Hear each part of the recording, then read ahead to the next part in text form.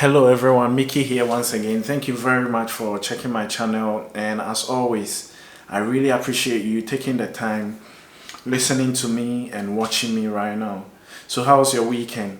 My weekend was okay. So it is Remembrance Sunday, and I had the opportunity to pay tribute to our men and women who are sacrificing their lives serving in the forces around the world.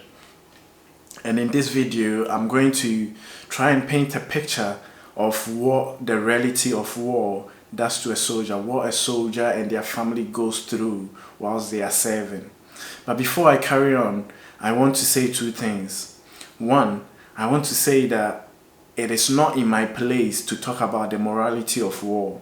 It is not in my place to talk about whether it's right or whether it's wrong or whether it's justified. And two, I want you to know that I'm aware that there are a lot of people around the world, all over the world, who one or two ways are affected by the reality of war. But in this video, what I'm going to do is I'm going to pay tribute and mourn the man or the woman or the men or women who, for the love of their country or for the loyalty for their country, are caught up in the reality of war.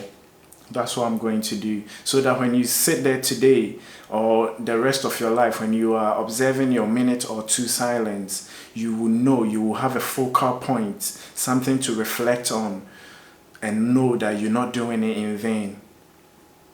So I will share my experience with you. I had the opportunity to do a military exercise, like a boot camp with the military, and they did something. They took me to the field for 5 days, and for us to know how they do, like they treat themselves on a war front, tactically. So they call something morning routine, and this is like in the bush for 5 days, open to the elements, open to snow, open to the sun, open to the rain, and they don't eat like a proper, they call it ration pack, and in the mornings when it's cold and you have to change your your underwear, and you have to change your socks, and sometimes when you're doing it, they call something bug out. So someone will play an enemy, and then they'll start shooting, and you have to put everything in your bag and run away with it, and in a heavy bag as well. And it was so uncomfortable, and when I was going through it, it opened my eyes to how we take for granted certain things, like the warmth of your bed. It was only 5 days, right? But when I came back, I hugged my pillow, and I realized that we take a lot of things for granted. But one thing I was thinking when I was going through that uncomfortable, moment in the bush, was the men and women who fought in the World War I and World War II in the trenches. Some of these guys were there for weeks, months, if not years. I'm sure they did not have enough socks, enough underwear to last them that long. They were in the ditches, and when it was raining, just picture it, when it was raining, their feet got rotten. Have you ever tried working for a whole day in a wet boot, when you have wet socks, wet feet, for a whole day? How uncomfortable it feels. These guys, I'm sure, did it for weeks and months. And if they were smokers, like when they ran out of fags, when they ran out of cigarettes, were they having enough supplies? When you don't smoke for 5 minutes, when you don't smoke for a day, how do you feel?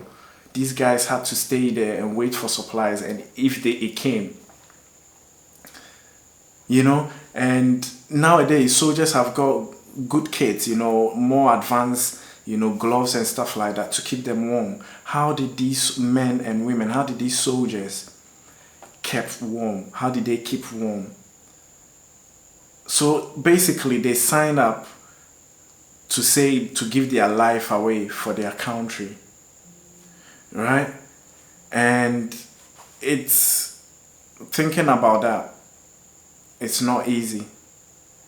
And another thing was I was privileged enough for my work to take me to Afghanistan, and I worked alongside these guys. And when we talk about Afghanistan, what comes to mind is the heat. It was so hot that I drank a lot of water, and I wasn't even, normally when you drink a lot of water, you have to urinate. I was not urinating.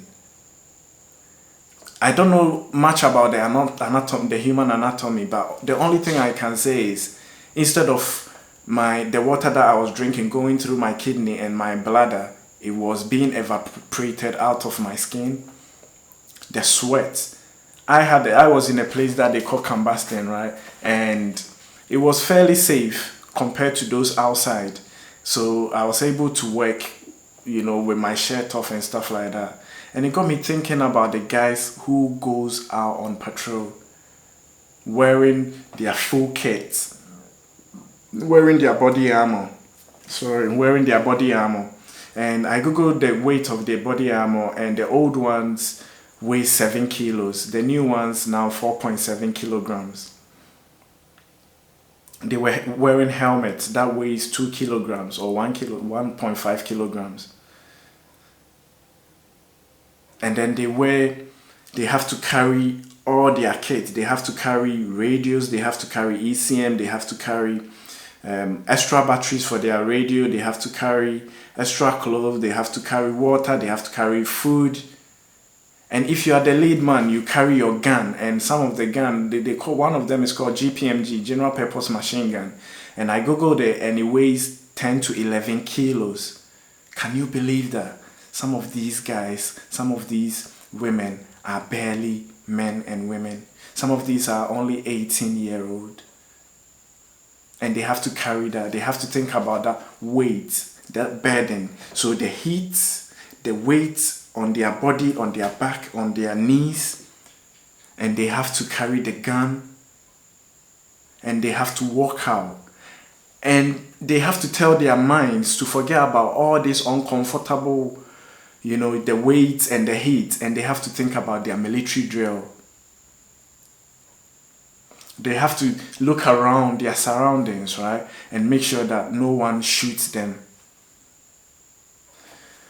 Think about that. When you are observing your minute silence, think about that. And apart from looking around and making sure that no one kills them, they have to be mindful of where they put their foot, where they step, because of something they call IED, an improvised explosive device. It's like a bomb that people plant that when you step on it, it explodes. So after all the heat, how do you look around to make sure that no one wants to kill you? How do you look and then also think about the ground where you are stepping? The heat. And when they are doing, sometimes accidents do happen. When accidents happen in your workplace, it is someone falling down. And then, when accident happen in your workplace, it's someone twisting an ankle or something like that. When accident happen in a soldier's workplace, it is someone stepping on an improvised explosive device and their legs getting blown up. It is someone having to look at their friend's face, right? And picking their legs and putting it together, waiting for the helicopter to pick them to the hospital. It is someone watching their mate getting shot. Think about that. Think about the burden that all these things happens to the men and women. Think about when they come back. And one thing is, thinking about them being shot and everything, they're also thinking about the rule of engagement. Because every shot that they fire has to be lawful. Think about that. And when they manage to come back, ask yourself how many times, how many work colleagues have you lost in the last 2 years in your workplace? And if you did lose someone in your workplace, how much did that hit you? These young men and women, the age of 18, 19, 20, in a space of 7 months or 6.5 months, are losing at least 5 people. Guys that they share their identity with, guys that they sit in the pub with, guys that they hang around with, guys that they share their intimate secrets with. They are looking at their men, their friends, their comrades being shot, and they are patching them up. Sometimes they pick up pieces of their body and put it together and send it back home. When you are thinking, think about when they come back. Sometimes when they come back, they don't come back to heroes' chairs. Sometimes they come back to face the law. Sometimes they come back to face people who does not think whatever they are doing was right. They come back to, people who don't like the things they do, their line of duty. That hostility, that's the word I'm looking for. And they come back with all these burdens, and these young men and women don't have anyone to speak to, because the guys, their friends around them that they speak to, have their own war that they are fighting in their brains and in their physical body. And those who don't have war in their brains don't understand what these men and women has been through. Sometimes when they come, they have to fight this war themselves.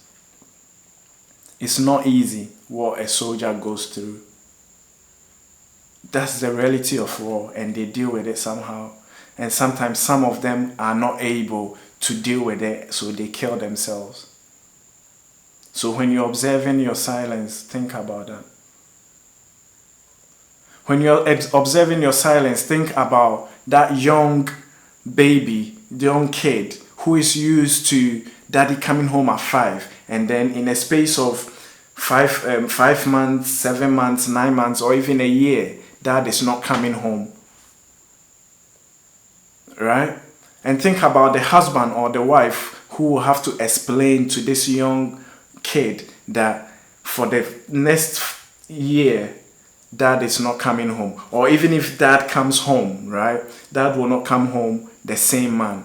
Or maybe they will have to explain to them that dad is not coming home at all. Think about that.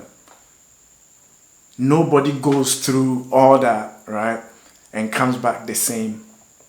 Think about the women who, apart from the women and the husband who, apart from the stress of looking after the kids, bringing up kids alone, have to think about every minute, have to think about their loved ones, whether they are safe where they are they eating right, are they taking their medications, whatever they are doing, is it dangerous, are they coming home at all, or even if they come home, are they coming home the same way they went, or they are not coming home at all. Think about that. The woman who will have to deal with that, the man who will have to deal with that. Think about the parents who never got a chance to take their loved ones to walk them to the aisle. Some of these guys who've lost their lives in the war barely saw women or barely got into a relationship. Think about the girlfriend who will have to stay away, who will have to do without the warmth of their, or the boyfriend and girlfriends, right? And think about that girlfriend who will never ever meet their boyfriends again. Think about the boyfriend who will never meet their girlfriend again because of the reality of war. All this I'm saying, right? I'm trying to tell you that when you observe your minute silence or 2 minute silence, you are not doing it in vain. And for our men and women who are serving, I take my hat off to you. I don't know how you do it. And may God bless you. May God guide you. As always, whatever I said, if I offended someone, please forgive me. And thank you very much for listening to me.